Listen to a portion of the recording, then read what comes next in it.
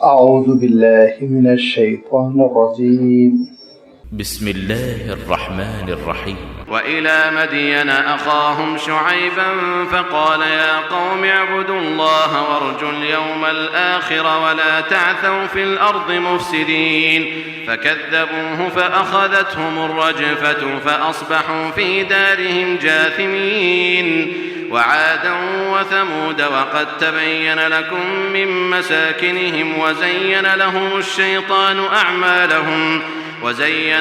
الشيطان أعمالهم فصدهم عن السبيل وكانوا مستبصرين وقارون وفرعون وهامان ولقد جاءهم موسى بالبينات فاستكبروا في الأرض وما كانوا سابقين فكلا أخذنا بذنبه فمنهم من أرسلنا عليه حاصبا ومنهم من أخذته الصيحة ومنهم من خسفنا به الأرض ومنهم من أغرقنا وما كان الله ليظلمهم ولكن كانوا أنفسهم يظلمون مثل الذين اتخذوا من دون الله أولياء كمثل العنكبوت اتخذت بيتا وإن أوهن البيوت لبيت العنكبوت لو كانوا يعلمون إن الله يعلم ما يدعون من دونه من شيء وهو العزيز الحكيم وتلك الأمثال نضربها للناس وما يعقلها إلا العالمون خلق الله السماوات والأرض بالحق إن في ذلك لآية للمؤمنين. صدق الله العظيم.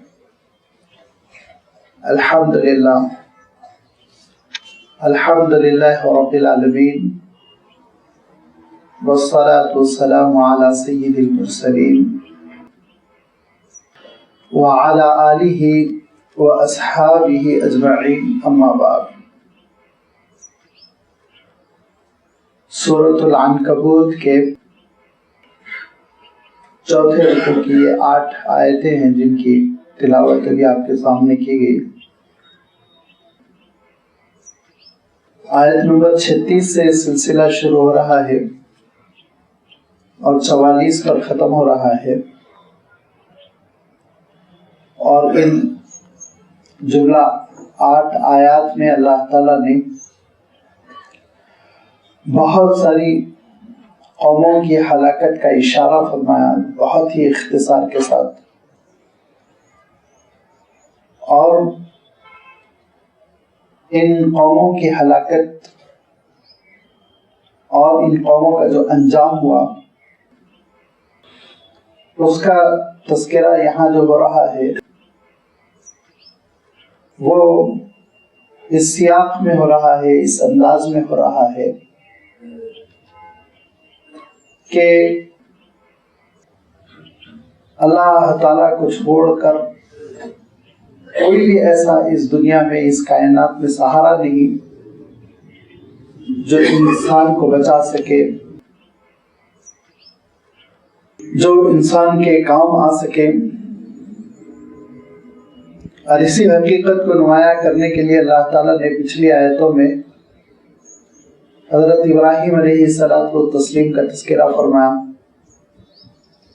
اور حضرت ابراہیم علیہ السلام نے اپنی قوم کو دعوت دیتے ہوئے یہی کہا تھا کہ جن بتوں کو تم سہارا سمجھ رہے ہو یہ تمہارے کسی کام کے نہیں، یہ انتہائی کمزور ہیں، اپنا کام بنا نہیں سکتے، تمہارا کیا کام بنائیں گے. حضرت ابراہیم علیہ السلام کی بات قوم نے قبول نہیں کی سوائے حضرت لوط علیہ السلام کے، جو حضرت ابراہیم علیہ السلام کے بھتیجے تھے. اور حضرت ابراہیم علیہ السلام ایک چھوٹے سے قافلے کے ساتھ، اپنے کنبے کے ساتھ، جس میں آپ کے اہلیہ محترمہ ہیں حضرت سارہ اور آپ کے بھتیجے ہیں حضرت لوط، یہ کل نفر ہے ایمان والوں کا جو ایمان کی بنیاد پر جڑا ہوا ہے، اور اسی بنیاد پر ہجرت کی اور بہت دور کا سفر کیا، ملک شام میں آباد ہو گئے. حضرت ابراہیم علیہ السلام نے شہر حبرون کو، جس کا موجودہ نام الخلیل ہے، سکونت اختیار فرمائی. وہاں سے اللہ تعالیٰ کے دین کی دعوت کو عام کیا، اور حضرت لوط علیہ السلام کو کچھ اور دور ایک دوسرے علاقے میں بھیجا گیا، اور وہ صدوم کا علاقہ تھا جہاں حضرت لوط علیہ السلام نے بے حیائی کے خلاف عالم بغاوت بلند کیا، لوگوں کو پاک دامنی اور حیا اور فطری زندگی گزارنے کی دعوت دی. لیکن حضرت لوط علیہ السلام کی بات بھی لوگوں نے قبول نہیں کی. کہتے ہیں حضرت لوط علیہ السلام اور حضرت لوط علیہ السلام کی صاحبزادیاں تھیں جو ایمان پر تھی، اسلام پر تھی، اطاعت گزار تھی. باقی خود حضرت لوط علیہ السلام کی اہلیہ ساتھ نہیں تھی. اور پھر اللہ تعالیٰ نے فرشتوں کو بھیجا جو حضرت ابراہیم علیہ السلام کے پاس سے ہوتے ہوئے حضرت لوط علیہ السلام کے پاس پہنچے. اور جب وہ پہنچے تو حسین نوجوانوں کی شکل میں، جس کی وجہ سے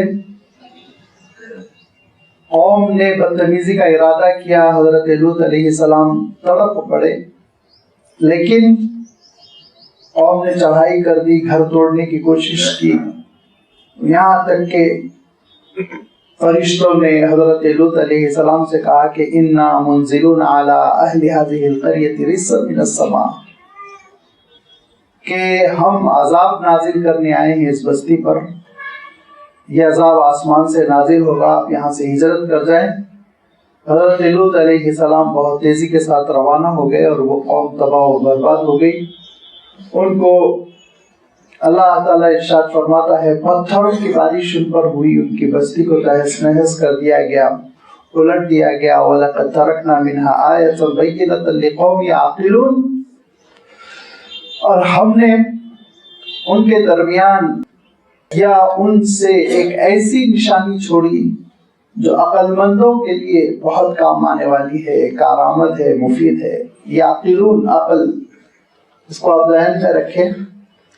یہ قومی یعقلون، اللہ تعالیٰ نے ارشاد فرمایا. نشانی کیا ہے اس کے بارے میں میں عرض کر چکا ہوں کہ وہ زمین دھسا دی گئی اور اس زمین کی بستی کو الٹ دیا گیا، پتھروں کی بارش ہو گئی، گندھک کا پانی نکل آیا جس میں کسی قسم کا کوئی جاندار پنپتا نہیں، آبی مخلوق بھی نہیں ہے، نہ اس میں مچھلی ہے، نہ اس میں مینڈک ہے، نہ اس میں کوئی زہریلا جانور ہے، نہ کوئی پانی میں پلنے والا جانور، اور نہ ہی انسان اس میں ڈوبتا ہے. وہ دنیا کا سب سے نشیبی علاقہ، وہ آج بھی آپ جانتے ہیں مختلف ناموں سے یاد کیا جاتا ہے. ڈیڈ سی اس کو کہتے ہیں، البحر المیت کہتے ہیں، بحر مردار کہتے ہیں، بحیرہ لوط کہتے ہیں، مختلف ناموں سے لوگ یاد کرتے ہیں اور وہاں جاتے ہیں. لیکن پکنک اسپاٹ انہوں نے بنا رکھا ہے. کیوں؟ لقومی یعقلون، عقل نہیں ہے ان کو، عقل سے کام نہیں لیتے.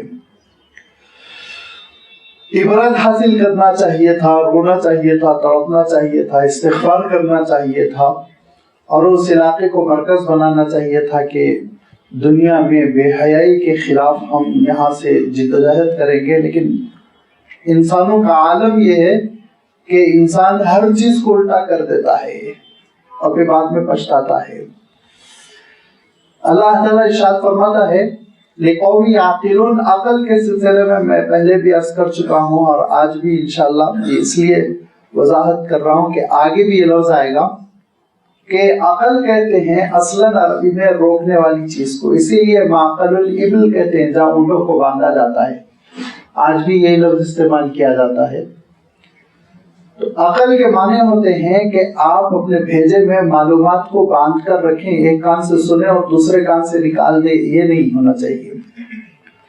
جو معلومات انسان کے ذہن تک پہنچتی ہے وہ معلومات اس کو تحلیل کرے، اینالائز کرے، اس پہ غور و فکر کرے، اس کی تہ میں پہنچنے کی کوشش کریں، اس سے صحیح نتیجہ اخذ کریں. یہ ہے اصل عقل. اگر یہ نہیں ہے تو پھر ذہن کا عالم یہ ہے کہ وہ ایک میموریز کا مرکز تو ہے، معلومات کا خزانہ تو ہے، لیکن اس سے انسان استفادہ نہیں کر رہا، لہذا اس کو عقل نہیں کہیں گے۔ عقل کے معنی یہ ہوتے ہیں کہ معلومات کو جانچ پڑتال کے بعد قبول کرنا، سمجھنا، اس تجربے کی روشنی میں زندگی کا لاہ عمل طے کرنا، یہ ہے عقل۔ لہذا اللہ تعالیٰ ارشاد فرماتا ہے وَلَقَدْ تَرَكْنَا مِنْهَا آيَةً بَيِّنَةً، بڑی کھلی ہوئی روشن ہم نے نشانی چھوڑی، لیکن یہ روشن نشانی کس کے لیے مفید ہے؟ لِقَوْمٍ يَعْقِلُونَ، جن کے پاس عقل ہے، سوجھ بوجھ ہے۔ آگے ارشاد فرمایا، یہ تو حضرت لوط علیہ السلام کا اور آپ کی تباہ ہو جانے والی قوم کا تذکرہ ہو گیا۔ پھر فرمایا وَإِلَىٰ مَدْيَنَ أَخَاهُمْ شُعَيْبًا، تاریخی اعتبار سے اللہ تعالیٰ نے تھوڑی سی تبدیل فرما دی کہ حضرت ابراہیم علیہ السلام کی نسل سے چکے یہ قوم مدین آباد ہوئی تھی، اس لیے ان کا پہلے تذکرہ کر دیا گیا، ورنہ آگے جو ذکر آ رہا ہے وہ قوم عاد کا اور پھر قوم سمود کا، جو تاریخی اعتبار سے حضرت ابراہیم علیہ السلام سے پہلے کی قومیں ہیں۔ لیکن اللہ تعالیٰ نے ان دونوں قوموں کو مؤخر فرمایا اور قوم مدین کا ذکر فرما دیا، اور ان میں جو رسول نبی مبعوث ہوئے حضرت شعیب علیہ السلام، ان کا تذکرہ فرمایا، کیونکہ حضرت ابراہیم علیہ السلام کے خانوادے کا تذکرہ ہو رہا ہے، اور حضرت ابراہیم علیہ السلام کے بھتیجے حضرت لوط علیہ السلام کا تذکرہ ہو گیا، تو فرمایا وَإِلَىٰ مَدْيَنَ أَخَاهُمْ شُعَيْبًا۔ مدیان نامی ایک بزرگ تھے جو قبیلے کے سردار اور سربراہ بنے، اور اللہ تعالیٰ نے ان کی نسل میں برکت دی اور وہ نسل پھیل گئی، اور اس نسل کا نام مدین ہوا، اور اسی نسل کے نام پر علاقے کا نام بھی مدین پڑ گیا۔ آپ نے تاریخ میں دیکھا ہوگا کہ بہت سی ایسی قومیں ہوتی ہیں جن کی وجہ سے علاقوں کا نام بھی ان سے منسوب ہو جاتا ہے، لہذا مدین بھی ایک علاقہ ہوا جو اصلاً قوم مدین کی جانب منسوب تھا۔ یہ مدین کے لوگ بڑے ترقی کرتے چلے گئے اور انہوں نے تجارت میں بڑی ترقی کی، لیکن تجارت میں ترقی کرنے کے باوجود انہوں نے بڑی بے ایمانی کی، ڈیلنگ میں، لین دین میں بہت ڈنڈی مارتے تھے کہ قیمت پوری لیتے تھے، اور مال دینے میں، سامان دینے میں ڈنڈی مارتے تھے، اور لوگ بہت مجبور تھے ان سے معاملہ کرنے کے لیے۔ کیوں؟ یہ لوگ اس پوائنٹ پہ تھے، اس جگہ پہ تھے، یہ ان کا مرکز وہاں تھا جہاں سے قافلے گزرتے تھے مکہ مکرمہ کے لیے، اور مکہ مکرمہ کے آس پاس بڑی زبردست تجارتی منڈیاں لگتی تھی، لہذا یہ اس علاقے میں آباد تھے جہاں سے لامحالہ قافلوں کو گزرنا ایک جنکشن جیسے ہوتا ہے۔ کھانے پینے کی چیزیں قافلوں کو خریدنا پڑتا تھا، کھانے پینے کی چیزیں خریدنے کے لیے جب وہ قافلے پیسے دیتے تو یہ قیمت تو پوری ہڑپ کر لے لیتے، لیکن سامان دینے میں بہت ڈنڈی مارتے تھے، کم سامان دیتے تھے۔ اب قافلے بیچارے مجبور ہیں، لینا ہی لینا ہے ان کو، ورنہ تو بھوکے رہ جائیں گے۔ اور اب ذرا زمانہ بھی تصور کیجئے، آج سے ہزاروں سال پہلے تو وہ نہ ہوٹلوں کا کمپٹیشن اور نہ وہ دکانیں، لازمی بات ہے جو لوگ آباد ہیں انہی سے مدد لینا ہے، لہذا بستی والے، مدین والے بڑی بے ایمانی کرتے۔ اور یاد رکھیے جب کبھی قوموں کے اندر بے ایمانی پیدا ہوتی ہے تو اپنی بے ایمانی پر پردہ ڈالنے کے لیے مذہبی خرافات بھی پیدا ہوتے ہیں، لہذا انہوں نے بھی پردہ ڈالنے کے لیے پہل تو چھوٹی موٹی خرافاتیں کی، پھر دھیرے دھیرے ان کے اندر شرک پیدا ہو گیا، اور پھر اللہ تعالیٰ نے حضرت شعیب علیہ السلام کو بھیجا۔ حضرت شعیب علیہ السلام نے اس قوم کو سمجھایا، فقال یا قوم اعبدوا اللہ، اے میری قوم کے لوگ اللہ کی عبادت کرو، وارجوا الیوم الآخر، اور آخرت کے دن کی امید رکھو، کیونکہ آخرت کے دن کی جب بندہ امید رکھتا ہے تو اس دنیا میں بڑی سی بڑی قربانی دینے کے لیے وہ تیار ہو جاتا ہے۔ آج وہ دیکھتا ہے کہ ایک اس کا کولیگ ہے، اس کا ساتھی ہے، رشوت لینے کے بنگلہ بنا رہا ہے، اور اس کے بچے اعلیٰ تعلیم حاصل کر رہے ہیں، اور وہ کھا رہا ہے، پی رہا ہے، سیلیبریٹ کر رہا ہے، اس کی شادیاں اونچے درجے کی، اس کے مقابلے میں یہ ایماندار یہ سیدھی سادی زندگی بسر کر رہا ہے، تو اس سادگی کا اور اس قربانی کا جو سرمایہ ہوتا ہے وہ توکل اور اللہ کی ذات سے ملنے والا اجر، یہ وہ امید ہوتی ہے جو بندے کو باندھ کر رکھتی ہے۔ اور لازمی بات ہے، میں ہمیشہ عرض کرتا رہتا ہوں کہ جنت جیسی عظیم الشان نعمت اللہ تعالیٰ بغیر قربانیوں کی کیوں عنایت فرما دے۔ جب میں بھی ویسے ہی زندگی بسر کروں جیسے کہ ایک بے ایمان زندگی بسر کر رہا ہے، جہاں سے چاہے کما رہا ہے، جو چاہے کھا رہا ہے، یہی زندگی ایک بندہ مومن بھی بسر کرے، تو پھر دونوں میں فرق کیا ہے؟ مومن کو جنت کیوں ملے اور وہ منکر کو جہنم کیوں؟ اس دنیا میں جب مومن قربانی دیتا ہے، سادگی کی زندگی بسر کرتا ہے، اور بسا اوقات یہ عالم ہوتا ہے کہ لوگ اس کو مجبور کر دیتے ہیں کہ وہ سلم میں زندگی بسر کرے، بڑی سادگی کی زندگی بسر کرے، کرائے کے مکان میں زندگی بسر کر لے، اور حکومتیں اس کے موافق نہیں ہوتی، اور کلچر اور اس زمانے کا رسم و رواج اس کا ساتھ نہیں دیتا، لیکن وہ بیچارہ بس اللہ تعالیٰ سے لو لگائے چلتا رہتا ہے، تو پھر پروردگار بھی اس کی لاج رکھتا ہے۔ اور اسی لیے اللہ تعالیٰ ارشاد فرماتا ہے کہ قیامت کے دن مخملی بچھونوں پر وہ ٹیک لگائے بیٹھے ہوئے ایسے خوبصورت قیمتی ریشمی لباس پہنے ہوئے ہوں گے، جن کے بارے میں اللہ تعالیٰ ارشاد فرماتا ہے کہ وہ بڑے سبز قسم کے عمدہ نرم ریشمی لباس ہوں گے، اور آمنے سامنے جنتی بیٹھے ہوئے اپنے ان ساتھیوں کے بارے میں پوچھیں گے، کہہ رہے ہیں ہمارا ساتھی بھی تھا، بہت اچھل کود کرتا تھا، بڑی ہماری دعوتیں کرتا تھا، اور بہت کہتا تھا تم لوگ نکمے ہو، بے وقوف ہو، سادگی کی زندگی بسر کر رہے ہو، مجھے دیکھو، مجھ سے ٹیلنٹ سیکھو۔ وہ بیچارہ کہاں ہے؟ ہم سب تو یہاں جنت میں مزے کر رہے ہیں، وہ کہاں ہے؟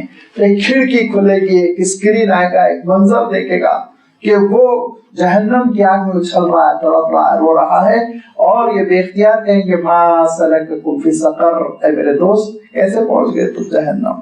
وہ کہے گا میں آخرت پر ایمان نہیں رکھتا تھا، میں اللہ کے لیے مال نہیں خرچ کرتا تھا، میں اپنے لیے کماتا تھا، اپنے لیے کھاتا تھا، لہذا یہ زندگی کے اس طرز نے مجھے جہنم تک پہنچا دیا۔ ورجو الیوم الاخر، اے بندو ایمان رکھو، امید رکھو آخرت کی، آخرت میں دے گا پروردگار۔ یہ دنیا دارالامتحان ہے، یہ دنیا دارالابتلاء ہے، یہاں تم کو قربانی دینی ہے۔ اور میں عرض کرتا رہتا ہوں کہ ایسے ہی ایگزامینیشن سینٹر کہ جس میں ایک لڑکے کو، ایک طالب علم کو ایسی جگہ ملی جس روم میں، جس حال میں فین نہیں ہے، بڑی سخت گرمی لگ رہی ہے، پینے کے پانی کا انتظام نہیں ہے، پیاس بھی لگ رہی ہے، اس کے حلق میں کانٹے پڑ رہے ہیں، اور اس کی کرسی بھی ٹھیک ٹھاک نہیں ہے، کیلے ویلے چبھ رہے ہیں، اس کا ڈیسک کا بھی ایک پایا ٹوٹا ہوا ہے، وہ ہل رہا ہے، لیکن طالب علم ہے بڑا جاندار، سر جھکائے لکھتا چلا جا رہا ہے، لکھتا چلا جا رہا ہے، اور اس نے 3 گھنٹے آزمائش کے گزار لیے، اور اس کے بعد نتیجہ یہ ہے کہ وہ top of the list merit پہ آ رہا ہے۔ اور ایک اسٹوڈنٹ کو جگہ ملی بہت فین کے نیچے، کھڑکی بھی کھلی ہوئی، ٹھنڈا پانی بھی، لیکن موصوف ان کو سبجیکٹ پہ مہارت ہی نہیں ہے، کھیل رہے ہیں، قلم توڑ رہے ہیں، پیپر پلٹ رہے ہیں، 3 گھنٹے گزر گئے، بڑے آرام سے گزرے، دیکھتے دیکھتے گزرے، لیکن نتیجہ نکلا تو 0 فیل۔ تو آپ سوچیے، آپ کس کو آپ کامیاب سمجھیں گے، بامراد سمجھیں گے، خوش قسمت سمجھیں گے، ترقی یافتہ سمجھیں گے؟ خود ہم فیصلہ کر لیں۔ تو یہ دنیا کی زندگی جو ایک دارالامتحان ہے، سرائے ہے، اور جس کو حضور اکرم صلی اللہ علیہ وسلم نے ارشاد فرمایا کن فی دنیا کا انک غریب و عابر السبیل، جیسے راستہ چلتے ہو تم ایسے ہی اس دنیا کو پار کر جاؤ۔ یہ دنیا یہ ہمیشہ کا ٹھکانہ نہیں۔ اللہ کے رسول صلی اللہ علیہ وسلم آرام فرما رہے تھے چٹائی پر، اور ایک صاحب ملنے کے لیے حاضر ہوئے، دروازہ کھٹکھٹایا، اللہ کے رسول صلی اللہ علیہ وسلم باہر تشریف لائے، تو آپ کے بازو مبارک پر چٹائی کا نشان تھا۔ تو وہ صحابی جو حضور اکرم صلی اللہ علیہ وسلم کے چاہنے والے تھے، انہوں نے کہا اے اللہ کے رسول، قیصر و کسریٰ کو دیکھیے کہ وہ آرام سے محل کی زندگی بسر کر رہے ہیں، اور آپ کا عالم یہ کہ آپ چٹائی پر آرام کر رہے ہیں، آپ مجھے اجازت دیجئے میں ایک گدا بنا کر حاضر کر دیتا ہوں۔ کوئی حرج نہیں تھا۔ اللہ کے رسول صلی اللہ علیہ وسلم اگر اجازت مرحمت فرماتے تو کوئی مسئلہ نہ تھا، لیکن اللہ کے رسول صلی اللہ علیہ وسلم ارشاد فرماتے ہیں اما انا कराकिबिन इस्तदल्ल तहत शजरतिन, कि देखो मेरी मिसाल ऐसा ही है जैसे कि एक घुड़सवार राकिब, एक मुसाफिर एक दरख्त के नीचे कुछ देर के लिए बैठा, सुस्ताया, फिर आगे बढ़ गया। मुझे गद्दा वद्दा तकिया वकिया बनाने की जरूरत नहीं है, क्योंकि सब कुछ सरमाया बंदे मोमिन का वो दरअसल आखिरत है। फरमाया वर्जुल यौमल आखिर, ये बेईमानी कर रहे हो और कह रहे हो इससे हमको बेनिफिट हो रहा है, नफा हो रहा है, और शुएब आप हमारे माली मामलात में इंटरफियर न हो, कैसे कमाते हैं कैसे धमाते हैं ये सब चीजों में आप मुदाखलत न करें। आप नमाज पढ़ लें, आपकी नमाजें हैं जो आपको हुक्म दे रही हैं, आपको कट्टी पढ़ा रही हैं कि आप ये सब इस्लाही बातें कर रहे हैं, तो आप हमारे से किनारा कश हो जाइए, हम आपकी बात मानने वाले नहीं। हजरत शुएब अलैहिस्सलाम ने कहा कि लोगों उस वक्त तक मैं तुमको समझाऊंगा जब तक अल्लाह ताला का हुक्म वला तासौ फिल अर्ज़ि मुफ़सिदीन, जमीन पे बिगाड़ ना पैदा करो। काफिरों को डराते थे, धमकाते थे, लूट लेते थे, मुहज़्ज़ब अंदाज में लूट लेते थे। लूटने का एक वो अंदाज होता है जो डाकुओं का होता है, जो चाकू दिखा दिखा कर, हथियार दिखा दिखा कर लूटते हैं, और लूटने का एक वो अंदाज होता है जो मुहज़्ज़ब डाकुओं का होता है, जो ओहदों की चाकू दिखा दिखा के लोगों को लूटते हैं। यही वो कैफियत कौम शुएब की थी, और हज़रत शुएब अलैहिस्सलाम ने उनको रोका और फरमाया वाला तासौ फिल अर्ज़ि मुफ़सिदीन, जमीन पर बिगाड़ पैदा करते हुए ना फैलो, खैर फैलाते हुए फैलो। तुम भलाई का मंबा बनो, तुम नेकी का सरचश्मा बनो, गुनाहों का सरचश्मा न बनो। फकज़्ज़बू, जुटलाया, कहा कि हम नहीं मानते आपको रसूल। फ़अख़ज़तहुमुर रजफ़तु, और हज़रत शुएब अलैहिस्सलाम का 20 सालों का समझाना काम नहीं आया। फ़अख़ज़तहुमुर रजफ़तु, रजफ़ा कहते हैं मूवमेंट को, हरकत को। एक जलजला था जिस जलजले के जरिए से ये कौम तबाह और बर्बाद कर दी गई। फ़अस्बहू फ़ी दारिहिम जासिमीन, तो वो अपने घरों में, वो अपने ठिकानों में लाशों की शक्ल में पड़े हुए थे। रात को अज़ाब आया, फ़अस्बहू, और सुबह हुई तो अपने घरों में लाशों की शक्ल में पड़े हुए थे। जनाजे थे जो यहाँ से वहां तक पड़े हुए थे, सारी कौम खत्म कर दी गई। इसके बाद अल्लाह ताला ने कौम आद और समूद का भी तज़किरा फरमा दिया। वआदो व समूद वक़द तबय्यन लकुम मिन मसाकिनिहिम, और आद का भी तज़किरा हो जाए और समूद का भी तज़किरा हो जाए कि हज़रत नूह अलैहिस्सलाम पर ईमान लाने वाले जो सफीने के जरिए से बचे थे, उनसे नस्ल इंसानी फैलती चली गई, और ये कुंभा इंसानी तरक्की किया, इंसानी कुंभा बड़ा फैला फूला। तो फिर उसमें आद नामी एक शख्स बड़े मजबूत हुए, और उन्होंने बड़ी फुतूहात हासिल की, और उनके बच्चे और उनके बेटे कसरत से पैदा होते चले गए, और वो कौम आद कहलाई जो यमन में आबाद थी। अहकाफ नामी एक बयाबान था जिसको इन्होंने आबाद कर रखा था, और फिर इनका आलम यह हुआ कि धीरे धीरे हजरत नूह अलैहिस्सलाम की तालीमात से महरूम होते चले गए, शिर्क शुरू कर दिया, बुतों को बना डाला और बुतों की पूजा करने लगे। तो फिर अल्लाह ताला ने इनके दरमियान हजरत हूद अलैहिस्सलाम को भेजा, और हजरत हूद अलैहिस्सलाम ने इस कौम को समझाया, नसीहत की। इनको अपनी ताकत का ऐसा नशा था कि हजरत हूद अलैहिस्सलाम कोई बात ना मानते। 20 साल हजरत हूद अलैहिस्सलाम समझाते रहे, नसीहत करते रहे, ये हजरत हूद अलैहिस्सलाम को सताते रहे और गुस्ताखी करते रहे आपकी शान में, यहाँ तक के वक्त मऊद आ पहुंचा। 3 साल से बारिश बंद हो गई थी, बारिश बिल्कुल बंद। और वो जमाना तो आप जरा तसव्वुर कीजिए, हम अब मौजूदा तरक्की याफ्ता दौर में 1-8 साल बारिश कम हो जाती है तो ये पूरी हुकूमतें जो बड़ी बड़ी बातें करती हैं वो सब फेल हो जाती हैं, और पानी सप्लाई नहीं कर पाते, और लोग पीने के पानी के लिए तड़प जाते हैं, लाइन लगाते हैं। तो आप सोचिए वो पिछला जमाना था, स्टोरेज का वो तसव्वुर नहीं था। लिहाजा 3 सालों की बारिश न होने की वजह से वो बड़े परेशान थे, और हजरत हूद अलैहिस्सलाम बराबर समझा रहे थे, देखो ये आजमाइश है, अल्लाह की जानिब से इम्तिहान है, तौबा करो तौबा करो। लेकिन वो हजरत हूद अलैहिस्सलाम को ये कहने लगे कि नऊज़ुबिल्लाह, आपकी नहुसत है, आपकी नहुसत है, तुम निकल जाओ, हम हमारे दरमियान से तुम निकल जाओगे तो बारिश होगी। लिहाजा हजरत हूद अलैहिस्सलाम ने अल्लाह के हुक्म से हिजरत की, अपने ईमान वाले साथियों के साथ रवाना हो गए। और रिवायतों में आता है मक्के मुकर्रमा की तरफ حضرت ہود علیہ السلام آئے اور حضرت ہود علیہ السلام کے اس سفر کے سلسلے میں جو روایت ہے تاریخ کی وہ قرین قیاس بھی لگتی ہے، کیونکہ آگے چل کے جو قوم آباد ہوئی وہ آپ جانتے ہیں مدینہ منورہ کے شمال میں، جس کو مدائن صالح کہتے ہیں، جس کا آگے تذکرہ آ رہا ہے۔ وعادن، قوم عاد جب کہ حضرت ہود علیہ السلام روانہ ہو گئے تو انہوں نے دیکھا کہ واقعہ بالکل صحیح ہو گیا۔ نعوذ باللہ، حضرت ہود علیہ السلام کو ایمان والوں کو منحوس کہا تھا، کہا نکل جاؤ نکل جاؤ، چلے گئے تو بادل آ رہے ہیں، بادل چلے آ رہے ہیں۔ لیکن کہتے ہیں کہ ایک خاتون تھی جو سمجھدار تھی، اور اس خاتون نے کہا کہ دیکھو میں نے خواب دیکھا ہے کہ بادل نہیں ہے، آگے ذرا سمجھنے کی کوشش کرو۔ لوگوں نے مذاق اڑایا اور کہا ھذا عارض ممطرنا، یہ دیکھو آ گئے بادل برسنے والے، ممطرنا جس سے بارش ہوگی، ہم فائدہ اٹھائیں گے۔ لیکن اللہ تعالیٰ ارشاد فرماتا ہے یہ برسنے والے بادل نہیں ہیں، وہ ہوا مستعجلتم، یہ وہی عذاب ہے جس کی تم عجلت مچا رہے تھے، جلدی مچا رہے تھے۔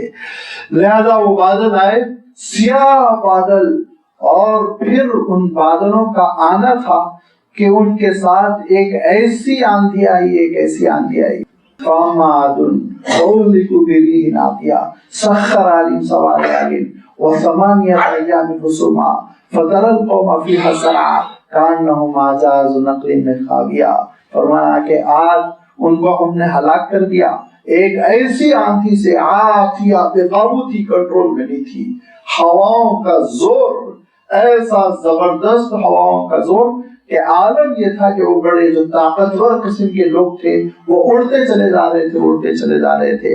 سخر علیہم سبع لیال وثمانیۃ ایام، 7 راتیں اور 8 دن مستقل چلتی رہی، اور اس پورے ہفتے کو، ان 8 دنوں کو اللہ تعالیٰ نے فی ایام نحسات فرمایا، یہ نحوست کے دن ہیں۔ حضرت ہود کو منحوس کہتے تھے، یہ تمہارے لیے نحوست کے ایام ہیں۔ منحوس کہتے ہیں جس میں کوئی خیر نہ ہو، لہذا ایام نحسات جو اللہ تعالیٰ ارشاد فرمایا خیر سے بالکل محروم قسم کے دن، وہ دن جس میں کوئی خیر کا ان کے لیے فیصلہ نہیں کیا گیا۔ پوری قوم ہلاک و برباد ہو گئی، ختم ہو گیا قصہ۔ اور حضرت ہود علیہ السلام جیسے میں نے عرض کیا ہجرت کرتے چلے گئے، اور پھر اس کے بعد سے ایک قوم آباد ہوئی، اور وہ قوم سمود کہلائی، یا عاد ثانی بھی ان کو کہتے ہیں۔ انہوں نے یہ سوچا کہ ہمارے پرکھوں کو ایک آندھی نے تباہ کر دیا، لہذا گھر مضبوط ہونے چاہیے۔ یہ ہے دیکھیے جو انسان کی بے وقوفی آپ چاہے تو کہہ لیجئے، نادانی آپ چاہے تو کہہ لیجئے، کہ روٹ کاز تک نہیں پہنچتے اور سامنے کی چیزوں کو سبب سمجھتے ہیں جو ان کو نظر آ رہی ہے۔ ٹرین رکی ہوئی ہے، سگنل کو کوس رہے ہیں، لال سگنل، سگنل سے کیا لینا دینا، آگے لائن ہی صاف نہیں ہے، پل ٹوٹا ہوا ہے، تو آپ گاڑی کو کیسے آگے بڑھا سکتے ہیں؟ لیکن سگنل زیادہ عقل مند ہے تو وہ کہے گا نہیں سگنل نہیں، اسٹیشن ماسٹر کی غلطی ہے، اسٹیشن ماسٹر کی تھوڑی غلطی ہے، وہاں تو آگے بڑا ایکسیڈنٹ ہونے کا اندیشہ ہے، تیز رفتار گاڑی چل رہی ہے، آپ کی گاڑی کو کیسے چھوڑیں گے؟ لہذا انسان حقیقت تک نہیں پہنچتا، اور سامنے جو چیزیں بظاہر نظر آ رہی ہیں، جس کو اللہ تعالیٰ نے سورۃ الروم میں جو انشاءاللہ عنکبوت کے بعد آنے والی سورت ہے اس میں ارشاد فرمایا ہے عالمنا ظاہرا من الحیات الدنیا، انسان کیا ہے ظاہری چیزوں کو دیکھتا ہے۔ لہذا قوم سمود نے کیا دیکھا؟ آندھی آئی تھی، لہذا ہمارے اجداد ہلاک ہو گئے تھے۔ گھر مضبوط ہونے چاہیے، گھر، جھوپڑیوں میں رہنے سے، کچے مکانوں میں رہنے سے کام نہیں چلے گا، لہذا گھر کیسے مضبوط ہو؟ سیمنٹ ویمنٹ تو ایجاد نہیں ہوئی تھی کہ RCC کے بنگلے بناتے، پہاڑوں کو کھودنا شروع کر دیا، پہاڑوں کو کھودنا شروع کر دیا، اور اندر اندر اب کمرے کے اندر کمرہ، drawing room, dining room, bed room, ساری چیزیں پہاڑوں کے اندر تراشتے چلے گئے۔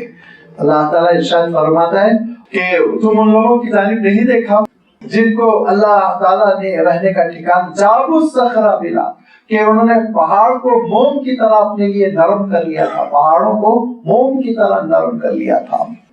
مدائن صالح سے لے کر آپ حیرت کریں گے یہ سلسلہ ملک شام تک، جارڈن تک چلا جاتا ہے، اور اس میں آپ دیکھیں گے کہ پتھروں میں تراشنے اور گھروں کے بنانے کا جو ملکہ کو حاصل تھا، جو مہارت حاصل تھی، اس کو دیکھ کر عقل حیران ہو جاتی ہے اور 7 عجوبوں میں ان کا شمار کیا جاتا ہے۔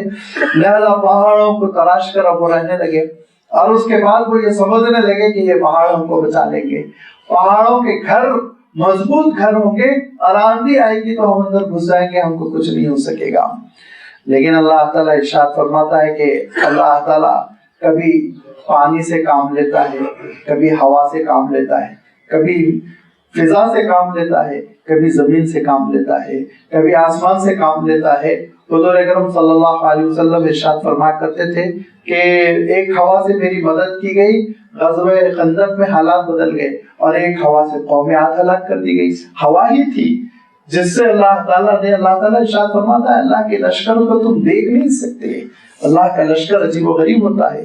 لہذا قوم سمود وہ اپنے پہاڑوں کے آشیانوں پر بہت خوش تھی، لیکن حضرت صالح علیہ السلام کو اللہ تعالیٰ نے ان کے درمیان بھیجا، انہوں نے حضرت صالح علیہ السلام کا انکار کیا، انہوں نے معجزہ طلب کیا، اونٹنی بطور معجزہ دی گئی، اس اونٹنی کو ان بدبختوں نے ہلاک کیا، اور خاص طور پر 9 ان کے ایسے سربراہ ہوئے جن لوگوں نے فیصلہ کیا کہ حضرت صالح علیہ السلام کی وہ اونٹنی جو اللہ کی نشانی ناقۃ اللہ فرمایا تھا، اللہ تعالیٰ نے اس اونٹنی کو ہلاک کر دیں۔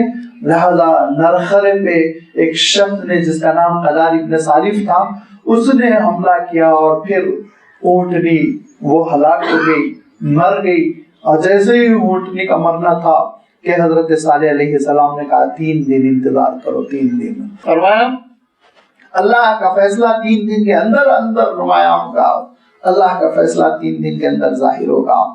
اب پہلی صبح، دوسری صبح، تیسری صبح، تینوں دن کچھ نہیں ہوا، لہذا تیسرا دن انہوں نے جشن کا دن قرار دیا سیلیبریٹ کرنے کے لیے۔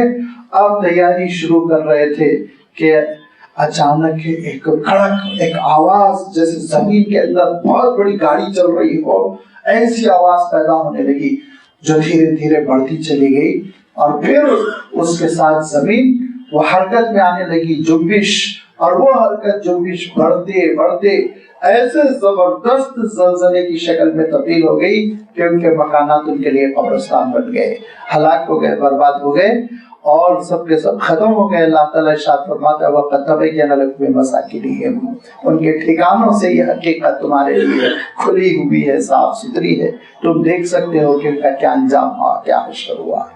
وَزَيَّنَ لَهُمُ الشَّيْطَانُ أَعْمَالَهُمْ فَصَدَّهُمْ عَنِ السَّبِيلِ، شیطان نے ان کے اعمال کو ان کی نگاہوں میں ڈبا دیا تھا۔ جرم کو شیطان پھر جرم نہیں رہنے دیتا، وہ رشوت کو نذرانہ بنا دیتا ہے، وہ کرپشن کو ضرورت بنا دیتا ہے، وہ بے حیائی کو کلچر بنا دیتا ہے، اور وہ ظلم و زیادتی کو اور قوموں کو تباہ و برباد کرنے کے نیچر کو وہ سیاست بنا دیتا ہے۔ لہذا لوگ شیطان کی اس غلط رہنمائی میں، اس غلط تدبیر سے برباد ہوتے چلے جاتے ہیں۔ فَصَدَّهُمْ عَنِ السَّبِيلِ، اور شیطان نے ان کو راستے سے روک دیا تھا، حالانکہ اللہ تعالیٰ نے ان کو بے وقوف، نکما، نادان نہیں پیدا کیا تھا۔ وَكَانُوا مُسْتَبْصِرِينَ، ان کے اندر بصیرت تھی، وہ ایک 2 روپے کا گھڑا خریدتے تھے تو ٹھوک ٹھوک کے دیکھتے تھے اس میں سوراخ تو نہیں ہے۔ وہ اگر کوئی دنیا کی عارضی چیز خریدتے حاصل کرتے تو اس کو ٹھوک بجا لیتے تھے، دیکھ لیتے تھے، سمجھ لیتے تھے، لیکن آخرت کے معاملے میں وہ اندھے بن کر زندگی بسر کرنا چاہتے تھے۔ یہ ہے انسان کی سب سے بڑی غلطی۔ پوری ذہانت، پوری لیاقت، پوری دانائی، بینائی، سمجھداری دنیا کے لیے لگا دے۔ ایک چھوٹا پلاٹ خریدتا ہے، ایڈوکیٹ کے پاس بھاگتا ہے، اخبارات میں اعلان کرتا ہے، اس کی رجسٹری کروانے کے بعد پوزیشن لیتا ہے، اعلان کرتا ہے، یہ کرتا ہے، وہ کرتا ہے، لیکن وہ آخرت کے سلسلے میں غور و فکر نہیں کرتا، تگردو نہیں کرتا، جدوجہد نہیں کرتا، عارضی زندگی کے لیے پوری بصیرت صرف کر رہا ہے، حقیقی دائمی زندگی کے لیے فرصت ہی نہیں ہے اس کے پاس سوچنے کے لیے۔ اگر آپ اس چیز کو سمجھ لیں، وَكَانُوا مُسْتَبْصِرِينَ، نکمے بے وقوف نادان نہیں تھے، پہاڑوں میں گھر تراشنا آتا تھا لیکن آخرت پر غور کرنا نہیں آتا تھا۔ ذرا آپ اس پر غور کر لیں تو ہمارے بہت سارے سوالوں کا جواب مل جائے گا۔ جو ہم دیکھتے ہیں کہ دنیا میں تو بڑے ہوشیار سمجھدار اور بڑی انڈسٹریوں کے سربراہ اور بڑے آفیسر IAS اور IPS اور منسٹر چیف منسٹر کیا کیا بنے ہوئے ہیں، لیکن آخرت کے معاملے میں نیل اور بتوں کے آگے سب جھکا رہے ہیں، پوج رہے ہیں۔ تو کبھی کبھی ہمارے ذہنوں میں یہ سوال یا نشان کھڑا ہوتا ہے کہ اتنے سمجھدار بظاہر محسوس ہوتے ہیں، لیکن دین کے بارے میں ایسے لیل کیا، اور اس کی وجہ یہ کہ شیطان ان کی ساری توانائی کو، ساری توجہ کو، ساری صلاحیتوں کو دنیا کے لیے مخصوص کر دیتا ہے، آخرت پر غور نہیں کرنا چاہتے، اور پھر یہی ان کی غلط روش ان کو ہلاکت کے دانے تک پہنچا دیتی ہے۔ لہذا فرمایا وہ نکمے نہیں تھے، اگر نکمے بیوقوف ہوتے تو ان کے بنائے ہوئے یہ مکانات آج عجائب خانہ نہ بنے ہوئے ہوتے، ٹریجر نہ بنے ہوئے ہوتے، اور ساتواں عجوبہ نہ بنے ہوئے ہوتے۔ بڑے ذہین تھے، سمجھدار تھے، لیکن آخرت پر غور نہیں کرتے تھے۔ وَكَانُوا مُسْتَبْصِرِينَ۔ اللہ تعالیٰ نے ان قوموں کا تذکرہ فرمایا، اور ان قوموں کے تذکرے کے بعد جب اللہ تعالیٰ نے 3 قوموں کا تذکرہ فرمایا، قوم شعیب یعنی مدین کی قوم، اور قوم عاد اور قوم سمود۔ قوم عاد جس میں حضرت ہود علیہ السلام بھیجے گئے، قوم سمود جس میں حضرت صالح علیہ السلام بھیجے گئے۔ تو ان 3 کمیونٹیوں کے تذکرے کے بعد اللہ تعالیٰ نے 3 انڈیویژول کا تذکرہ فرمایا، وَحَارُونَ وَفِرْعَوْنَ وَحَامَانَ۔ وقارون وفرعون وحامان۔ قارون یہ میں عرض کر چکا ہوں سرمایہ داری کی علامت ہے، فرعون یہ اقتدار اور حکومت کی علامت ہے، حامان یہ ٹیکنیکل ترقی ٹیکنالوجی کی علامت ہے۔ ان تینوں شخصیتوں کا تذکرہ فرمایا کہ قارون جس نے اتنی دولت جمع کر رکھی تھی، اتنی دولت جمع کر رکھی تھی کہ اس کے تجوریوں کے اور اس کے خزانوں کی چابیوں کو اٹھانے کے لیے 3 کی ضرورت پڑتی تھی، تنہا ایک آدمی نہیں اٹھا سکتا تھا۔ فرعون اتنی زبردست حکومت تھی، اتنی زبردست حکومت تھی کہ کسی کو پر ماننے نہیں دیتا تھا، اور جو ذرہ برابر اس کی مخالفت کرتے تو پھر ان کا عالم یہ کرتا ایسا تڑپاتا کہ ماں باپ کے سامنے ان کے بچوں کو کاٹ کر پھینک دیا کرتا تھا۔ حامان جس کا عالم یہ تھا کہ ایسا زبردست قسم کا چیف انجینئر بنا ہوا تھا کہ اس کے زمانے میں فن تعمیر اتنا ترقی کر چکا تھا کہ آج بھی انجینئرز جاتے ہیں اور اس زمانے کی عمارتوں کو دیکھتے ہیں تو حیران رہ جاتے ہیں، ریسرچ کرتے ہیں کیسے بنایا۔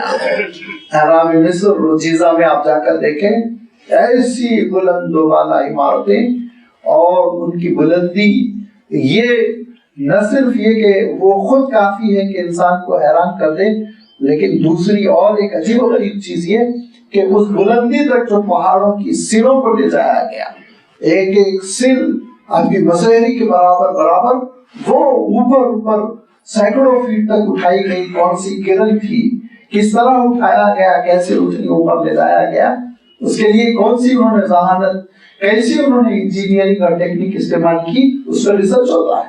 لوگ امریکہ میں لندن میں بیٹھ کے PhD کر رہے ہیں، مقالے لکھ رہے ہیں، یوں کیا ہوگا، ایسے اٹھا کے لے گئے ہوں گے، اونٹوں نے کھینچا ہوگا، بیلوں نے کھینچا ہوگا، جو کچھ بھی کیا آپ ذرا سوچئے فن تعمیر کی ترقی تھی کہ نہیں تھی۔ یہ سب کچھ حامان کی کارکردگی میں، حامان کی سربراہی میں وہ سپروائزر تھا، اس کی نگرانی میں ہو رہا تھا۔ تینوں کا تذکرہ فرمایا، قارون، اور وہ قارون جو سرمایہ دار تھا، وہ فرعون جو حکمراں تھا، وہ حامان جو ترقی کا اور ٹیکنالوجی کا نمائندہ تھا۔ ان سب کے پاس ایک ایسی دعوت پہنچی جو جھوپڑی سے صدا بلند ہوئی تھی۔ وہ کون سی آواز تھی؟ وَلَقَدْ جَاءَهُم مُوسَىٰ بِالْبَيِّنَاتِ، وہ حضرت موسیٰ علیہ السلام کی دعوت تھی، جو پوری ان کی قوم کمزور کر دی گئی تھی، مینارٹیز میں تھے، دبا دیے گئے تھے، سسک رہے تھے، اور پھر اس میں خانواد موسیٰ کا عالم یہ کہ خود حضرت موسیٰ علیہ السلام تقریباً 10 سالوں سے خاندان سے جدا، غربت کی زندگی بسر کرنے والا یہ آل عمران کا کنبہ، حضرت موسیٰ علیہ السلام کے والد حضرت عمران، وہ بڑے عبادت گزار، نیک اور بہت ہی الگ تھلگ زندگی بسر کرنے والی بزرگ شخصیت کے حامل تھے۔ ان کے فرزند حضرت موسیٰ علیہ السلام کھڑے ہو گئے، للکار دیا فرعون کو میں نے عرض کیا نا کہ حضرت موسیٰ علیہ السلام جب فرعون کے محل پہنچے تو دروازے سے گھسنے ہی نہیں دیتے تھے، بابو داخلے ہی پہ کہتے تھے کہ سرک تو ادھر سے آگے بڑھ جاؤ. اور حضرت موسیٰ علیہ السلام لگاتار کوشش کرتے رہے، لیکن کون محل میں اور آپ چلے جائیں، ابھی راشٹرپتی بھون میں گھسنے کے لیے سوچیے آپ سالوں ہم کو اجازت نہیں ملے گی. تقریباً یہی کیفیت تھی. تو یہاں تک کہ حضرت موسیٰ علیہ السلام نے ایک دن بے چین ہو کر اس کی گیٹ پہ اپنی لاٹھی ماری تو محل تھرا گیا، زلزلہ آ گیا. تب فرعون گھبرایا، بھاگا، پوچھا کون ہے، تو لوگوں نے بتایا کہ ایک شخصیت، ایک صاحب کھڑے ہوئے ہیں، ملنا چاہ رہے ہیں. تب دروازہ کھولا گیا. فرعون کے دربار میں حضرت موسیٰ علیہ السلام پورے دبدبے کے ساتھ، روب کے ساتھ تشریف لائے اور اس کو کہا توبہ کر، کہاں تو اپنے آپ کو رب العالیٰ کہہ رہا ہے، اللہ تعالیٰ کی تو ادنا مخلوق کہ اللہ تعالیٰ تجھ کو نیست و نابود کر دے گا، اس کی فرما برداری کر. تو کہا کون رب العالمین ہے؟ اللہ تعالیٰ کی جانب حضرت موسیٰ علیہ السلام نے دعوت دی اور کہا میں اس کا رسول و نمائندہ ہوں.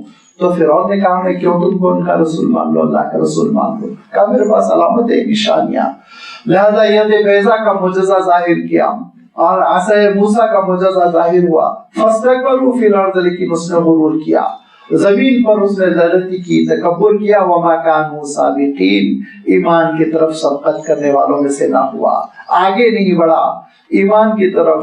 تو نہ قارون نے حضرت موسیٰ علیہ السلام کی بات مانی، نہ حامان نے، نہ فرعون نے. فَكُلًّا أَخَذْنَا بِذَنبِهِ، تو ہر ایک کو ہم نے اس کے گناہوں کی پاداش پہ پکڑ لیا. کیسے پکڑ لیا کہ فَمِنْهُمْ مَنْ أَرْسَلْنَا عَلَيْهِ حَاصِبًا، کسی پہ ہم نے پتھروں کی بارش کر دی، آندھی بھیج دی. حضرت لوط علیہ السلام کی قوم پر پتھروں کی بارش ہوئی، اور ایسے ہی آندھی حضرت ہود علیہ السلام کی قوم عاد پر ہوئی. وَمِنْهُمْ مَنْ أَخَذَتْهُ الصَّيْحَةُ، اور بعضوں کو ایک چنگھاڑ نے آ دبوچا. حضرت صالح علیہ السلام کی قوم سمود ایک چیخ آئی اور اس کے بعد زلزلہ آتا چلا گیا اور وہ برباد ہو گئی. وَمِنْهُمْ مَنْ خَسَفْنَا بِهِ الْأَرْضَ، اور ان میں سے بعضوں کو ہم نے زمین میں دھسا دیا. وہ قارون جو اپنے لاؤ لشکر کے ساتھ، دولت کی ریل پیل کے ساتھ، تس کو احتشام کے ساتھ جلوس نکالا تھا اور لوگوں پر وہ دبدبہ ڈال رہا تھا اپنی دولت کا کہ اللہ تعالیٰ کی جانب سے عذاب آیا، زمین میں دھستا چلا گیا. وَمِنْهُمْ مَنْ أَغْرَقْنَا، اور ان میں سے بعضوں کو ہم نے غرق کر دیا. حضرت نوح علیہ السلام کے منکرین غرق ہو گئے اور فرعون غرق ہو گیا، اس کا لشکر غرق ہو گیا. وَمَا كَانَ اللَّهُ لِيَظْلِمَهُمْ، دیکھو اللہ تعالیٰ کبھی کسی پہ ظلم نہیں کرتا. وَلَكِنْ كَانُوا أَنفُسَهُمْ يَظْلِمُونَ، لیکن لوگ ہی اپنے آپ پر ظلم کرتے ہیں. اللہ تعالیٰ ظلم نہیں کرتا، وہ بہت مہلت دیتا ہے، بہت مہلت دیتا ہے، اتنی مہلت دیتا ہے، اتنے سنبھلنے کے موقع دیتا ہے کہ حجت تمام ہو جاتی ہے. اور میں عرض کر چکا ہوں کہ ان نبیوں کی قوموں پر عذاب آتا تو اللہ تعالیٰ عذاب کے فرشتوں کو یہ حکم دیتا تھا کہ اس وقت تک عذاب نہ نافذ کرنا جب تک کہ یہ نبی خود برات کا اظہار، حجت کا اظہار نہ کر دے کہ اللہ اب آپ ان کو تباہ کر دیجئے، اب میرا بس نہیں چلتا. جب وہ بے چین ہو کر یہ کہہ دے کہ تب تم ان پر میرے عذاب کو ظاہر کرنا. لہذا اللہ تعالیٰ کبھی کسی بندے پہ ظلم نہیں فرماتا. اور میں اس کے لیے ہمیشہ عرض کرتا رہتا ہوں کہ حضور اکرم صلی اللہ علیہ وسلم کا سفر ہو رہا تھا اور ایک بستی کے قریب حضور اکرم صلی اللہ علیہ وسلم کا قافلہ پڑاؤ ڈالا ہوا تھا. خیمے تن گئے تھے، لوگ اپنے اپنے خیموں میں آرام کرنے گئے. حضور اکرم صلی اللہ علیہ وسلم بھی اپنے خیمے کے درمیان بیٹھے ہوئے ہیں کہ ایک عجیب و غریب منظر صحابہ دیکھتے ہیں کہ ایک خاتون ہے جو 3 اینٹیں لگائے، 3 پتھر لگائے، چولہا سلگائی ہوئی ہے، کچھ پکا رہی ہے اور اس کا ایک شیرخوار بچہ ہے، رینگتے ہوئے آتا ہے، چولہے میں ہاتھ ڈالنا چاہتا ہے، آگ پکڑنا چاہتا ہے. وہ بچے کو اٹھاتی ہے، دور لے جا کر چھوڑ کر آتی ہے، پھر پکوان کرتی ہے. پھر دھیرے دھیرے وہ بچہ آتا ہے، پھر آگ سے کھیلنا چاہتا ہے، پھر ماں بچاتی ہے. پھر یہی ہوتا ہے. 3 مرتبہ ہوا تو جو صحابی ٹکٹکی لگائے دیکھ رہے تھے اس منظر کو، اللہ کے رسول صلی اللہ علیہ وسلم سے عرض کرتے ہیں کہ اللہ کے رسول، یہ ماں ہے کہ اپنے بچے کو آگ سے بچا رہی ہے، تو رحمان اپنے بندوں کو آگ میں کیسے ڈالے گا؟ رحمان اپنے بندوں کو آگ میں کیسے ڈالے گا؟ اللہ کے رسول صلی اللہ علیہ وسلم سر جھکا لیتے ہیں اور جب سر اٹھایا تو راوی کہتے ہیں کہ حضور اکرم صلی اللہ علیہ وسلم کا چہرہ آنسوؤں سے تر تھا اور حضور اکرم صلی اللہ علیہ وسلم نے اس موقع پہ ارشاد فرمایا رحمان کبھی اپنے بندوں کو جہنم میں آگ میں نہیں ڈالنا چاہتا ہے الا واردین متمردین، لیکن وہ بے قابو اور وہ بغاوت اور سرکشی کرنے والے بندے جو آپے سے باہر ہو جاتے ہیں، جن کو کمر پکڑ پکڑ کر میں بچانا چاہ رہا ہوں لیکن وہ نہیں بچتے اور وہ آگ میں کود کر رہتے ہیں، آگ میں جا کر رہتے ہیں، وہ دراصل جہنم کے مستحق ہوتے ہیں۔ مولا تو بچانے کی کوشش کرتا ہے، اللہ تعالیٰ بچانے کے لیے نبیوں کو بھیجتا ہے، اللہ تعالیٰ بچانے کے لیے صحیفوں کو بھیجتا ہے، اللہ تعالیٰ لوگوں کو آگ سے بچانے کے لیے اللہ تعالیٰ کے دین کی طرف دعوت دینے والوں کو بھیجتا ہے۔ وہ سمجھاتے ہیں، اور سمجھانا بھی کیسے سمجھانا؟ ایک سمجھانا ہوتا ہے جو آپ کی حکومت سمجھاتی ہے، روزناموں میں دھمکی دے کر رہ جاتی ہے کہ آپ یہ کریں گے تو اس کا انجام یہ ہوگا، یہ پینلٹی لگے گی، یہ سزا ہوگی۔ لیکن کیا انبیاء علیہ الصلوۃ والتسلیم کا یہ طریقہ کار تھا کہ اشتہار دے کے حجت پوری ہو جاتی؟ نہیں، وہ تو چھٹیوں کو پکڑتے تھے، گھروں میں جاتے تھے، لوگوں کا کام کاج بھی کرتے تھے، ان کو سمجھاتے تھے اور ان کا ہاتھ پکڑ پکڑ کے سمجھاتے تھے، ان کی جھڑکیاں سنتے تھے، جھڑکیاں تو جھڑکیاں ان کے پتھر کھاتے تھے اور پیروں تلے کانٹوں کی آزمائش کو، اس کے بوجھ کو اٹھاتے تھے، اور پورے دن کی یہ مصیبتوں کے بعد رات میں اللہ کے دربار میں کھڑے ہو کے روتے تھے اور کہتے تھے اللہ میری قوم کو بچا لیجئے، اللہ میری قوم کو بچا لیجئے۔ اتنے اخلاص کے ساتھ، ایسی تڑپ کے ساتھ انبیاء علیہ السلام کام کرتے ہیں اور سمجھاتے ہیں، پھر بھی لوگ بات نہیں مانتے، انکار کرتے ہیں، غرور کرتے ہیں، سرکشی کرتے ہیں، نبیوں کو بستیوں سے نکال دیتے ہیں، ان کو ہلاک کرنے کی دھمکی دیتے ہیں، بسا اوقات ہلاک بھی کرتے رہے۔ تو پھر ایسی صورت میں اللہ تعالیٰ کے عذاب آئے، اللہ تعالیٰ نے پھر تباہ کر دیا۔ جب اللہ تعالیٰ کا فیصلہ آ جاتا ہے اور جب اللہ تعالیٰ کی جانب سے عذاب آنے لگتا ہے، اس کی علامتیں ظاہر ہوتی ہیں، تو کوئی نہیں بچا سکتا، نہ دیوی اور نہ دیوتا، نہ ان کا نظام، نہ ان کی حکومت، نہ ان کے گھر، نہ ان کے مکانات، نہ ان کے آشیانے، نہ ان کی ٹیکنالوجی، نہ ان کی ذہانت۔ جو اللہ تعالیٰ کو چھوڑ کر حکومت کو، جو اللہ تعالیٰ کو چھوڑ کر صنعتی ترقی کو، جو اللہ تعالیٰ کو چھوڑ کر ٹیکنالوجی کو، جو اللہ تعالیٰ کو چھوڑ کر سیاست کو، سیاسی جماعتوں کو، اور جو اللہ تعالیٰ کو چھوڑ کر مختلف آستانوں کو اپنا مددگار سمجھتے ہیں، وہ کان کھول کر سنیں کہ یہ کوئی بھی کام نہیں آ سکتے، کیونکہ مثل الذین اتخذوا من دون اللہ اولیاء کمثل العنکبوت اتخذت بیتا۔ جو اللہ کو چھوڑ کر سہارے تلاش کرتے ہیں، ان کی مثال کیا ہے؟ مثل الذین اتخذوا من دون اللہ اولیاء، ان کی مثال جنہوں نے اللہ سے ہٹ کر دیگر چیزوں کو اولیاء، ولیون سمجھ رکھا ہے، کارساز، کام بنانے والا۔ اولا یعنی کہتے ہیں چمٹا ہوا ہونا، لگا ہوا ہونا، ایسی ذات جو کام بنائے، ہمیشہ آپ کے ساتھ لگی رہے۔ اگر ایسا کارساز، کام بنانے والا سمجھتے ہیں تو ان کی مثال کمثل العنکبوت، مکڑی کی ہے۔ مکڑی کی، مکڑی کیا کرتی ہے؟ اتخذت بیتا، ایک جالا بنتی ہے، گھر بناتی ہے، اور اس کے گھر کا عالم یہ کہ اس کا گھر نہ بارش کے قطروں کو روک سکے، اس کے گھر کا عالم یہ کہ اس کا گھر نہ ٹھنڈی ہوا کی لپیٹوں کو روک سکے، اس کے گھر کا عالم یہ کہ اس کا گھر نہ گرم لو کو روک سکے، اس کے گھر کا عالم یہ کہ اس گھر کی نہ چھت نہ اس گھر کا فرش، اس کے گھر کا عالم یہ کہ انگلی کی چوٹ سے وہ گھر ٹوٹ جائے، اس کے گھر کا عالم یہ کہ ہوا کے ایک جھونکے سے اس کا گھر اکھڑ جائے، اس کے گھر کا عالم یہ کہ بچہ بھی اس کا گھر ختم کر دے، لیکن اپنے گھر پر بڑی نازا سمجھ رہی ہے، میں نے اپنے لیے آشیانہ بنا لیا۔ تو فرمایا وَإِنَّ أَوْهَنَ الْبُيُوتِ لَبَيْتُ الْعَنكَبُوتِ، دنیا کے سارے آشیانوں اور مکانوں میں گھونسلے بنائے جاتے ہیں، بل بنائے جاتے ہیں، گھر بنائے جاتے ہیں، ان سب میں سب سے کمزور اور بھودا گھر لبیت العنکبوت، وہ مکڑی کا گھر ہے، مکڑی کا جالا ہے، لیکن مکڑی اس پر خوش ہے۔ مکڑی یہ سمجھ رہی ہے میرا کام بن گیا۔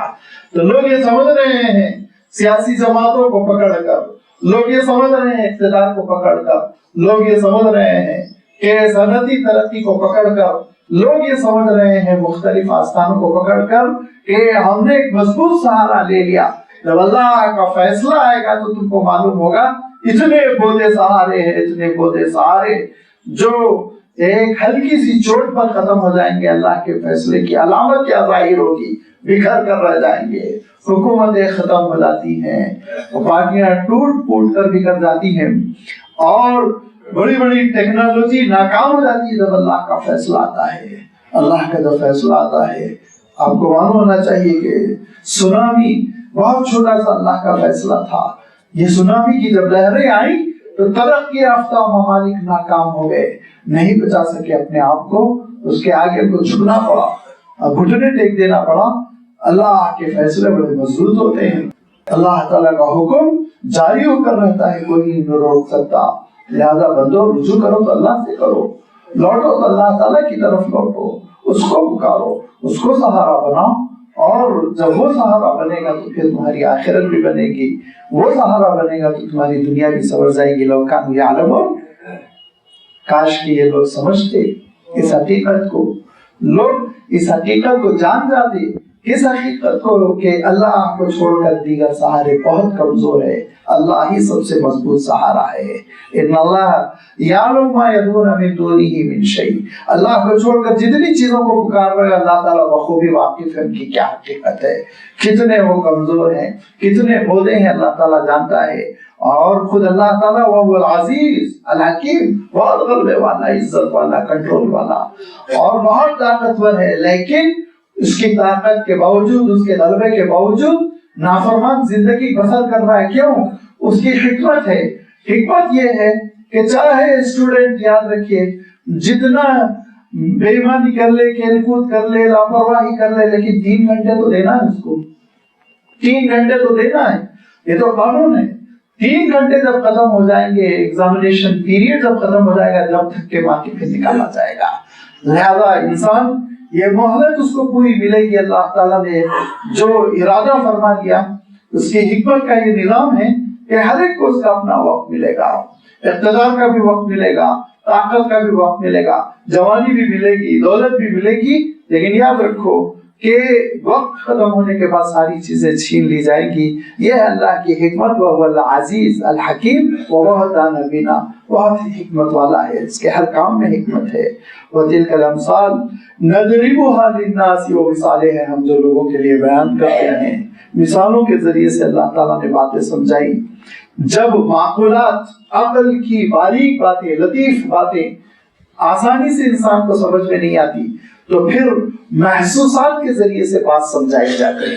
جو چیز دکھنے میں آ رہی ہے، محسوس ہو رہی ہے، نظر آ رہی ہے، ٹچ کرنے سے پکڑ میں آتی ہے، تو پھر ان چیزوں سے مثال دے کر بات سمجھائی جاتی ہے۔ لہذا یہ ایک بہت ہی عقیدے کی نازک سی بات تھی، کہ ایک لطیف سی بات تھی کہ اللہ کو چھوڑ کر جھوٹے سہاروں کو اپنا آشیانہ سمجھو گے تو وہ بودے ثابت ہوں گے، بیکار ہو جائیں گے۔ اس کو اللہ تعالیٰ نے ایک مکڑی کے جالے سے تشبیہ دے کر بات سمجھا دی۔ لیکن یاد رکھو ان مثالوں کو سمجھنے کے لیے بھی پھر وہی جس کا میں نے شروع میں ہی تذکرہ کر دیا تھا، وَمَا يَعْقِلُهَا إِلَّا الْعَالِمُونَ، اس کو روک کر نہیں رکھ سکتے، عقل سے فائدہ نہیں اٹھا سکتے سوائے ان کے جو عالم ہوتے ہیں۔ إِلَّا الْعَالِمُونَ، عالم کے معنی کیا ہے؟ عالم کے معنی یہ ہے جو علم سے وابستہ ہوتے ہیں۔ عالم کے معنی یہ ہے علم سے وابستہ رہنا، پڑھنا، مطالعہ کرنا، اہل علم کی صحبتوں میں بیٹھنا، تحقیق کرنا، جستجو کرنا، ریسرچ کرنا، آگے بڑھتے رہنا۔ یاد رکھیے علم کی کوئی انتہا نہیں، علم کی کوئی انتہا نہیں، لہذا طالب علم کی بھی کوئی انتہا نہیں، وہ سفر کرتا ہی رہتا ہے، کرتا ہی رہتا ہے، پڑھتا ہی رہتا ہے اور سنتا ہی رہتا ہے۔ اور سننے کا میں اس لیے تذکرہ کر رہا ہوں کہ یاد رکھیے جو سورس آف نالج ہے اس میں جہاں مطالعہ ہے، اسٹڈی ہے، پڑھنا ہے، وہیں سننا بھی ہے، صحبتوں میں بیٹھنا بھی ہے، وہیں تحقیق کرنا، غور و فکر کرنا، تدبر کرنا بھی ہے۔ کئی سورس ہے، یہ سارے سورس سے جب ایک بندہ جڑا رہتا ہے تو پھر وہ عالم بنتا ہے، جس کے بارے میں اللہ تعالیٰ نے ارشاد فرمایا انما یخشی اللہ من عبادہ العلماء۔ جب علم سے انسان ریسرچ سے، تحقیق سے وابستہ رہتا ہے تب وہ اللہ تعالیٰ کی اس کائنات کو سمجھتا ہے، اور جب اللہ تعالیٰ کی کائنات کو سمجھتا ہے تو اللہ تعالیٰ کا جلال اور اس کا دبدبہ، اس کا روب اس کے سامنے ظاہر ہوتا ہے کہ وہ مالک حقیقی کیا اس کا اقتدار ہے کہ وہ سورج کو کیسے جلا رہا ہے، اور کیا اس کا اقتدار ہے کہ وہ ستاروں کو پھیلا کر رکھا ہوا ہے، گیلیکسی، ملکی وے اور یہ پھر یونیورس، یہ ساری چیزوں پہ وہ دیکھتا چلا جاتا ہے تو پھر محسوس کرتا ہے میں کتنا ادنا ہوں، چوٹی کے برابر بھی نہیں ہوں، پروردگار ایک انگلی سے مجھے ختم کر دے، میری کوئی حقیقت نہیں۔ یہ ہے خشیت، پروردگار کے روب کا احساس۔ خشیہ کے معنی یہ ہوتے ہیں، خشیہ کے معنی وہ نہیں ہوتے خافا کے ڈرنا، ڈر کے معنی آپ نے سانپ کو دیکھا، شیر کو دیکھا، ڈر پیدا ہو گیا، روٹے کھڑے ہو گئے، پسینہ آ گیا، یہ خوف ہے۔ اور خشیہ کے معنی ہوتے ہیں کسی کے روب کی وجہ سے جو کیفیت پیدا ہوتی ہے، آپ کے سامنے ایک بہت بڑی شخصیت آ جائے، اس کی وجہ سے ایک جو روب پیدا ہوتا ہے، اس کیفیت کو خشیہ کہتے ہیں۔ اسی لیے فرمایا من خشی الرحمن بالغیب، رحمان کو دیکھا بھی نہیں ہے لیکن اس کے باوجود اس کے دل میں رحمان کا روب ہے، یہ بندے مومن کی شان ہے۔ تو یہ علم کے ذریعے سے انسان کے اندر پیدا ہوتی ہے، علم سے وابستگی۔ حضور اکرم صلی اللہ علیہ وسلم ارشاد فرمایا کرتے تھے لن یشبع المؤمن من خیر یسمعه حتی یکون منتہاہ الجنہ، مومن کبھی علم سے سیراب نہیں ہوتا، اس کو سنتا رہتا ہے، حاصل کرتا رہتا ہے، حتی یکون منتہاہ الجنہ، یہاں تک کہ وہ جنت پہنچ جاتا ہے۔ اور حضور اکرم صلی اللہ علیہ وسلم کا ارشاد، اس کی بیس کیا ہے، بنیاد کیا ہے؟ اس کی بنیاد یہ ہے کہ خود اللہ کے رسول پر اللہ تعالیٰ ارشاد فرما رہا ہے وَقُلْ رَبِّ زِدْنِي عِلْمًا، اے پروردگار میرے علم میں اضافہ فرما، اے پروردگار میرے علم میں اضافہ فرما۔ اور رسول ہو جانے کے بعد اب علم میں کیا اضافہ، ذرا سوچیا، رسول کا مقام کتنا اونچا ہے، اس کے باوجود علم میں اضافے کا امکان ہے۔ اسی لیے تو حضرت موسیٰ نے حضرت خضر کے ساتھ سفر کیا تھا، جو آپ نے سورۃ الکہف میں سن لیا کہ نہ صرف سفر کیا بلکہ حضرت خضر کی شرطیں مان لی، اور نہ صرف شرطیں مان لی بلکہ حضرت خضر نے بعد میں یہ جو کہا تھا پھر آپ کو بینی ہو گئے نا کہ ہماری تمہاری اب جدائی، اس کو بھی مان لیا، ساری باتوں کو حضرت موسیٰ نے اس لیے مانا کہ علم کا سفر یہ اس کی انتہا نہیں ہے، اور یہ اس سے جڑے رہنا یہ انسان کا کمال ہے، انسان کی کامیابی ہے، علم سے جڑے رہنا۔ کبھی یہ نہ سمجھنا کہ انتہا ہو گئی، میں فارغ ہو گیا، ہرگز نہیں، طالب علم ہمیشہ سیکھتے رہو، ہمیشہ سیکھتے رہو۔ اور یہی وہ چیز تھی جو اللہ کے رسول صلی اللہ علیہ وسلم نے صحابہ کے اندر پیدا کر دی، تو صحابہ کا عالم یہ ہوا کہ سیکھنے کے عمل کو انہوں نے چھوڑا نہیں، پوری زندگی وہ سیکھتے رہے، پوری زندگی سیکھتے رہے۔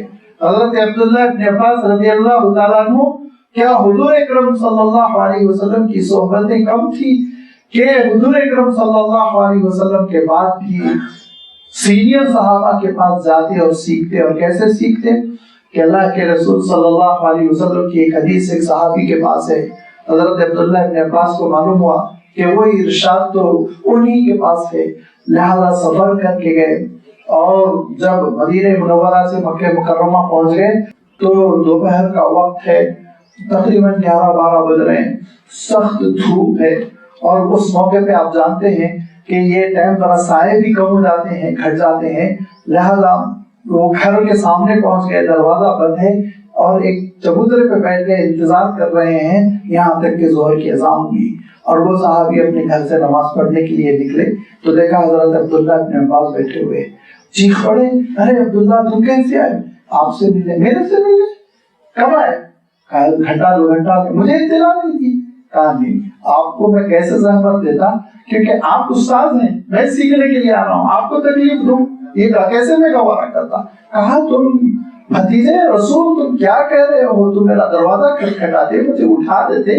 کہا نہیں، آداب علم کے خلاف ہے، طالب علمی کے آداب کے خلاف ہے۔ کہا مجھے آپ سے سیکھنا ہے، میں آپ کی راحت میں خلل ڈالوں، میں آپ کے آرام میں خلل ڈالوں، نہیں ہو سکتا۔ کہا اچھا کیا تم پوچھنے آؤ؟ کہا کہ یہ مسئلہ تھا، حضور نے کیا فتویٰ دیا تھا، جواب دیا تھا، وہ میں معلوم کرنا چاہتا ہوں۔ اور صحابی نے ساری چیزیں بتا دی۔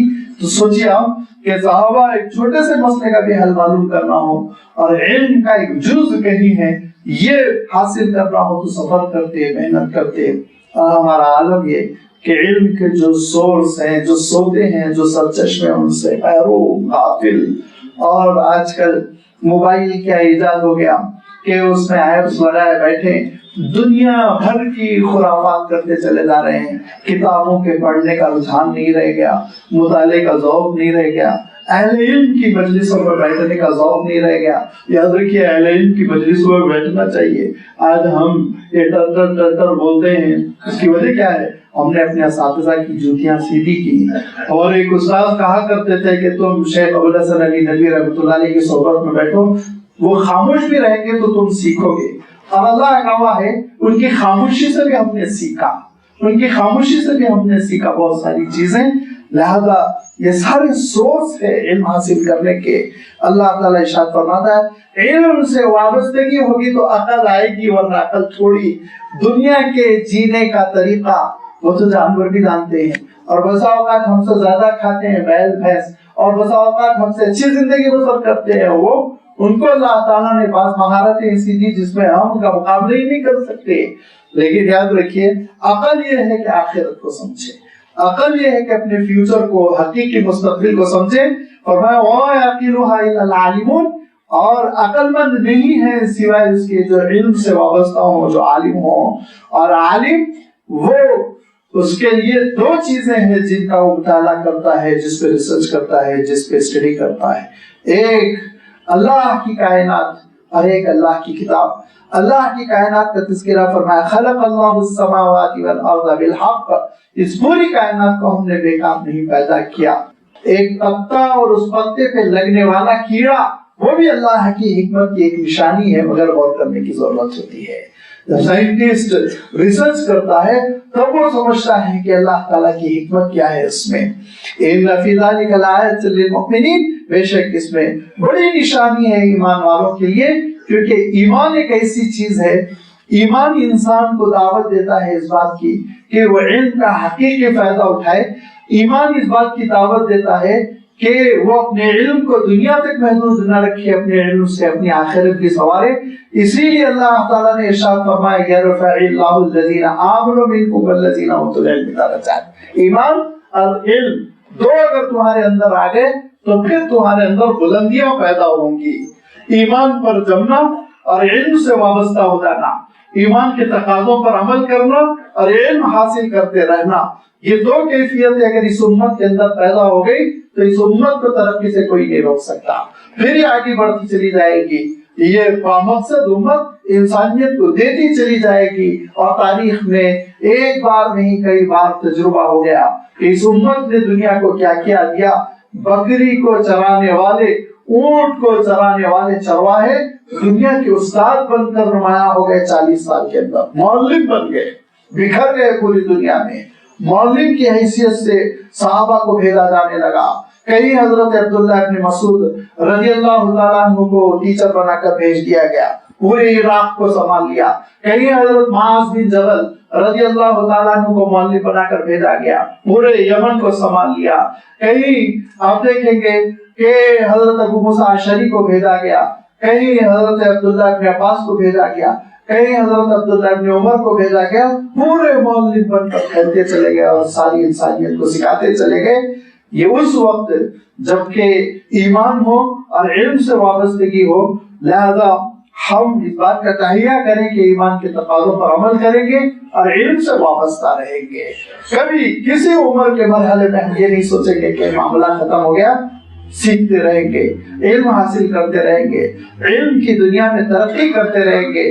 تو ایک تو کائنات کا علم ہے اور ایک کتاب کا علم ہے. اس کتاب کے علم کے سلسلے میں فرمایا اتلو ما اوحی الیک من الکتاب, کتاب کی بھی تلاوت ہو.